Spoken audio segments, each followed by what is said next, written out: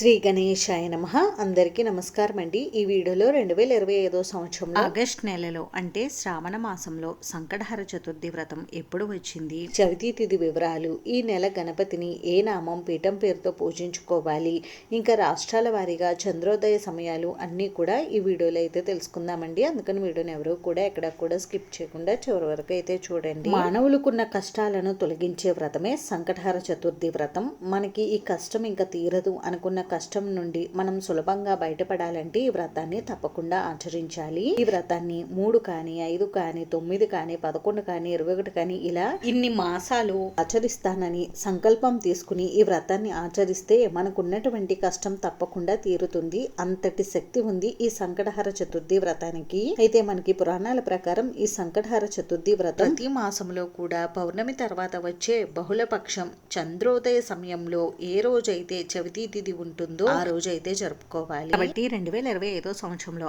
August నెలలో అంటే శ్రావణ మాసంలో సంకటహర చతుర్థి వ్రతం ఎప్పుడు వచ్చింది అని అంటే స్వశేషి చాంద్రమాన శ్రీ విశ్వావసు నామ సంవత్సరం దక్షిణాయనం వర్ష ఋతువు శ్రావణ మాసం బహుళపక్షం చవితి తిథి 2025 ఆగస్టు 12 మంగళవారం ఉదయం 10 గంటల 12 నిమిషాలకు ప్రారంభమయ్యి 2025 ఆగస్టు 13 బుధవారం ఉదయం 8 గంటల 11 నిమిషాల వరకు అయితే ఉంది. దీనిని బట్టి చూస్తే రాత్రి సమయంలో ఏ రోజైతే చవితి తిథి ఉంటుందో ఆ రోజు మనం సంకటహర చతుర్థి వ్రతాన్ని ఆచరిస్తాం. కాబట్టి 2025 సంవత్సరంలో ఆగస్టు నెలలో సంకటహర చతుర్థి వ్రతాన్ని 2025 ఆగస్టు 12 మంగళవారం రోజు అయితే నిర్వహించుకోవాలి. ఈ మాసంలో మనకి ఈ సంకటహర చతుర్థి వ్రతం మంగళవారంతో కూడుకుని వచ్చిందండి. మంగళవారం సంకటహర చతుర్థి వస్తే దానిని అంగారక చతుర్థి అని పిలుస్తూ ఉంటారు. ఈ చతుర్థి రోజున మనం విఘ్నేశ్వరుని పూజిస్తే చాలా మంచి ఫలితాలు కలుగుతాయి. ఈ శ్రావణ మాసంలో స్వామివారిని హేరంబ మహాగణపతి నామంతో పూజించుకోవాలి. అలాగే స్వామివారి పీఠం పేరు వచ్చేసి గణపతి పీఠం పేరుతో ఈ పూజను అయితే నిర్వహించుకోవాలి. ఇంక ఈ రోజు స్వామివారికి ఉదయం ముడుపు కట్టుకుని సాయంత్రం వ్రతం ఆచరించుకోవడానికి శుభ సమయాలు అయితే చెప్తున్నానండి. ఉదయం బ్రహ్మ ముహూర్తంలో స్వామివారికి పూజ చేసుకుని ముడుపు కట్టుకోవచ్చు అండి. ఒకవేళ ఈ సమయంలో కుదరకపోతే ఉదయం 6 గంటల 27 నిమిషాల నుండి 8 గంటల 24 నిమిషాల లోపు మీరు స్వామివారికి ముడుపు కట్టుకుని పూజ నిర్వహించుకోవచ్చు. ఒకవేళ మీకు ఈ సమయంలో పూజ చేసుకోవడం కుదరకపోతే ఉదయం 10 గంటల 30 నిమిషాల నుండి 10 గంటల 45 నిమిషాల లోపు మీరు పూజా కార్యక్రమం అయితే నిర్వహించుకోవచ్చు.